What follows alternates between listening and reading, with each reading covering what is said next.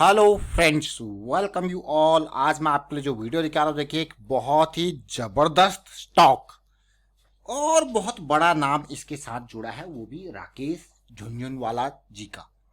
25 lakh shares Rakesh Jhunjhunwala जी के इस company के अंदर हैं।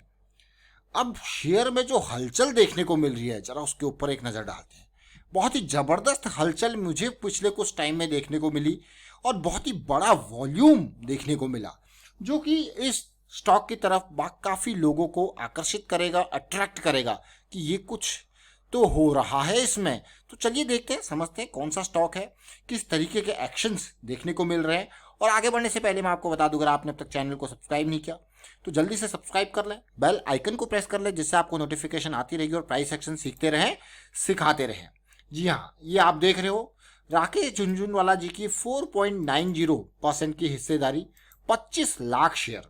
और अगर मैं देखूं पिछले कुछ टाइम से इनकी हिस्सेदारी देखिए किस तरीके से इन्होंने दिसंबर से लेके अब तक ऑलमोस्ट कितने शेयर, 5 लाख शेयर इसमें और खरीद लिए।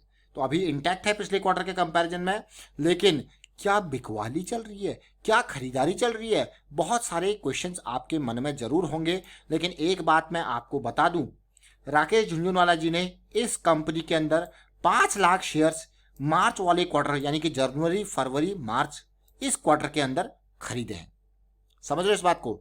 यानी कि अब हम देखेंगे उस लेवल पे क्या प्राइस था, और 5 लाख शेयर अपने आप में बहुत बड़ी वैल्यू है, क्योंकि शेयर का प्राइस बहुत ही बड़ा है।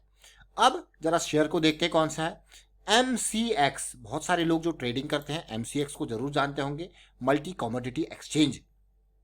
जीरो डेट की कंपनी, प्रॉफिट जबरदस्त, रेवेन्यू जबरदस्त, अर्निंग पर शेयर जबरदस्त, सारी चीजें बहुत ही बेहतरीन।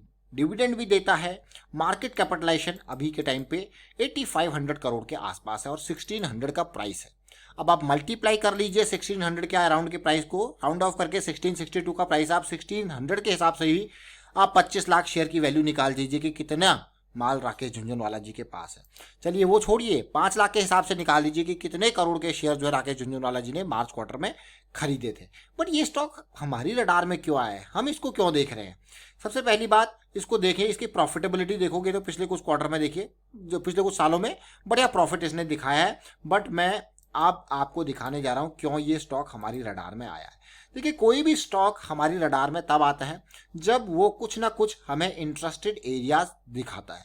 जैसा कि अगर मैं MCX की बात करूं तो ये जो बड़ी कैंडल के बाद छोटी कैंडल बनी थी ना, इस टाइम पे ये स्टॉक बहुत ही बेहतरीन तरीके से हमारी रडार में था। लेकिन अगर मैं देखूं अभी के हिसाब से इस स्टॉक को, भाई ये देखिए, अब आप बेस का फॉर्मेशन, उसके बाद करेक्शन और रैली, और ये किस तरीके से गिरावट होती है 2020 कोरोना के टाइम की, फिर आती है रैली। अगर आप देखोगे तो बहुत सारे स्टॉक्स भाग चुके हैं, इतनी तेज भाग चुके हैं, ओवर वैल्यूड सिचुएशन में जा चुके हैं। लेकिन ये स्टॉक आप देखिए, बुलिश क्रॉस के बाद पहली करेक्शन मंथली की, अब 20 EME की करेक्शन, मतलब आप कहोगे यार ये तो भागा ही नहीं, ये तो अभी यही है। तो इसीलिए राकेश झुनझुनवाला जी इसमें माल खरीदे, और किस रेंज में खरीदे। चलिए जनवरी के महीने को देखते हैं, ये है। फरवरी के महीने को देखते हैं, ये है। और मार्च के महीने को देखते हैं, ये है। ये 3 महीने का लोवेस्ट प्राइस निकाल लीजिए आप, इस 3 महीने का हाईएस्ट प्राइस निकाल लीजिए आप, मतलब 1400 से 1600 की रेंज में इन्होंने माल खरीदा है। समझ रहे हो आप? 1400 से 1600 की इस रेंज में माल खरीदा है, और अब जाके प्राइस उस रेंज को तोड़ रहा है। और मैं इसीलिए आपके लिए ये स्टॉक लेके आया। ऑल्दो इससे पहले भी बहुत तेजी से ये इस एरिया में गया, लेकिन प्राइस रिजेक्ट हुआ। बट मैं जरा लाइन चार्ट आपको लगा दूं, देखिए लाइन चार्ट देख रहे हो आप। लाइन चार्ट का जो इंपॉर्टेंस है, उससे क्या होता है कि जो लंबी लंबी विक्स थी वो गायब हो जाती है, और आपको एक क्लियर नॉइस फ्री चार्ट देखने को मिलता है। अगर मैं नॉइस फ्री चार्ट की बात करूं तो आप देखिए किस तरीके से सिचुएशन बनी, करेक्शन आई, अब क्या है, हायर हाई हायर लो की सीरीज चालू हो गई है। तो आप कहोगे वाह बहुत ही बढ़िया। RSI पे देखिए, जैसा कि मैंने आपको कहा किस तरीके से सिचुएशन आई।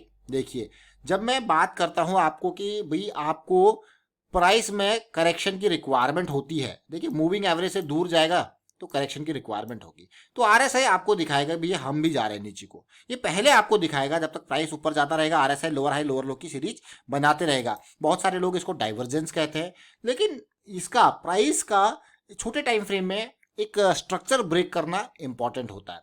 अब इसी चीज को हम वीकली टाइम फ्रेम पे लेके जाते हैं, इस पिक्चर को समझने की कोशिश करते हैं। अभी देखिए ये MCX का अगर मैं बात करूं, देखिए बहुत सारी चीज़ें आप देखते हो कि कहाँ पे सप्लाई एरिया है, कहाँ पे डिमांड एरिया है। अगर इसके रिजेक्शन की बात करो, देखिए 1850 के लेवल से ये रिजेक्ट हुआ, एक बार, दो बार, तीन बार, ये देख रहे हो आप क्लियरली। लेकिन करेक्शन कहाँ पे आके रुका, where is the demand area. कभी भी आपने देखा होगा जब हम बात करते हैं इस तरीके से सिचुएशन बनती है कि प्राइस जो है एटलीस्ट पिछले हाई के एरिया में सपोर्ट लेने की कोशिश करे और एक स्ट्रॉन्ग सपोर्ट जोन की तरह ये काम करता है और फिर जाके प्राइस और ऊपर जाता है। अब इसी चीज को मैं यहाँ पे वीकली टाइम फ्रेम पे देखता हूँ और समझने की कोशिश करता हूँ। पिछला एरिया जो रेजिस्टेंस जो था वो एरिया कौन सा है, आप कहोगे यही वो एरिया है 1400 से 1450 का। तो ये एरिया आपने देखा, अब आप कहोगे ये एरिया तो बहुत ही इंपॉर्टेंट एरिया है। तो आप देखिए किस तरीके से अब ये एरिया क्या बन गया, पहले क्या था एक सप्लाई जोन, अब क्या बन गया ये डिमांड जोन।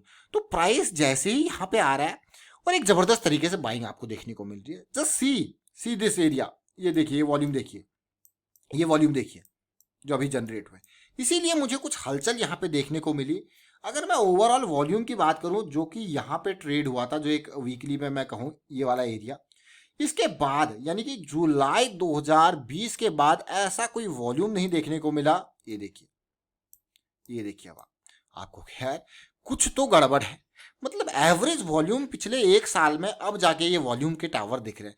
मतलब कहीं ना कहीं ये डिमांड एरिया, जिसको मैं अब थोड़ा सा और यहाँ पे रेक्टिफाई कर लेता हूँ, थोड़ा सा और अच्छे से इसको समझते हैं, ये एरिया बन गया अभी। मतलब 1450 से 1500 के बीच में कैसे माल खरीदा जा रहा है। तो देखिए अब आप इसको मैं कहूँगा, देखिए आप कितना भी अच्छा एनालिसिस क्यों ना कर लो, लेकिन रिस्क मैनेजमेंट बहुत ही इंपॉर्टेंट है।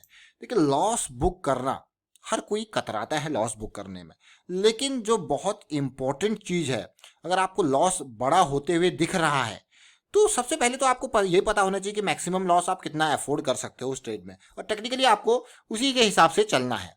जिस दिन आप लॉस बुक करते टाइम कतराओगे नहीं, डरोगे नहीं, मतलब ये समझ लीजिए कि बहुत सही डायरेक्शन में आप रिस्क मैनेजमेंट की लर्निंग बहुत इंपॉर्टेंट अब आने लग गई है। क्योंकि रिस्क मैनेजमेंट क्या है, बहुत ही very very very important thing in stock market.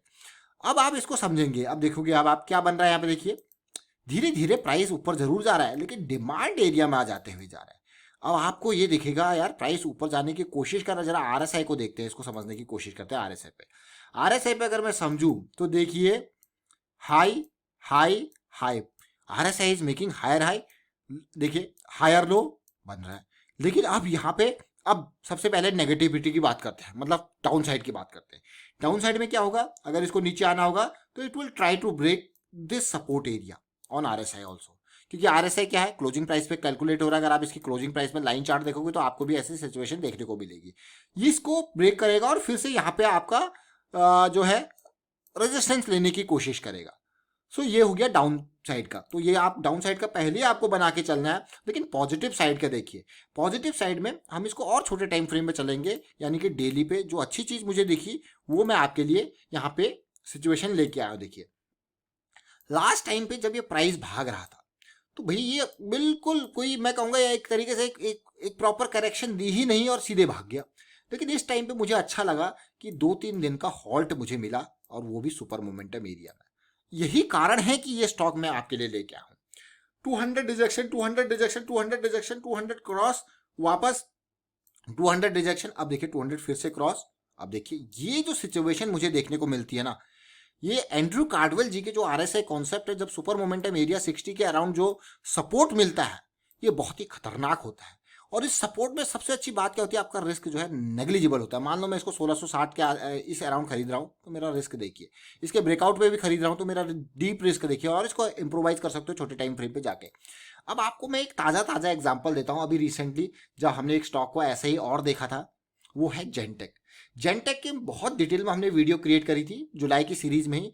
But अभी जो रिसेंट अपॉर्चुनिटी मिली जबरदस्त मैं कहूँगा, ये देखिए अब आप 100 का एंट्री, 92 93 का स्टॉप लॉस, देख रहे हो अब आप इसको, वो भी सुपर मोमेंटम एरिया में प्रवेश करके। अगर आप तसल्ली से देखो डेली का हाई लो, और आज की डेट में ये पिछले 1 2 3 4 5 6 7 डेज से आपके पैसे को डबल से ऊपर कर चुका है। आप कहोगे वाह क्या सिचुएशन है। तो हम हर स्टॉक से इतनी एक्सपेक्टेशन नहीं रखते कि वो आपके पैसे को डबल कर देगा, लेकिन ये जो है एरिया जो है वो हमारे लिए high probability, low risk, high momentum area बन जाता है। तो इसीलिए ये इंपॉर्टेंट एरिया बन जाता है, याद रखें।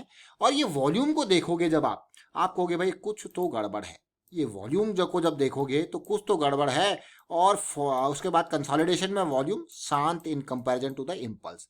तो इसीलिए ये स्टॉक आज आपकी रडार में लेके आए। अच्छी बात लगी मुझे डेली टाइम फ्रेम पे जो 200 रेजिस्टेंस का काम कर रहा था वो 200 सपोर्ट का काम कर सकता है। वाइड अप करता हूँ वीडियो को, शेयर कीजिए, लाइक कीजिए, प्राइस सेक्शन सीखते रहिए, प्रैक्टिस करते रहिए and thank you for watching the video.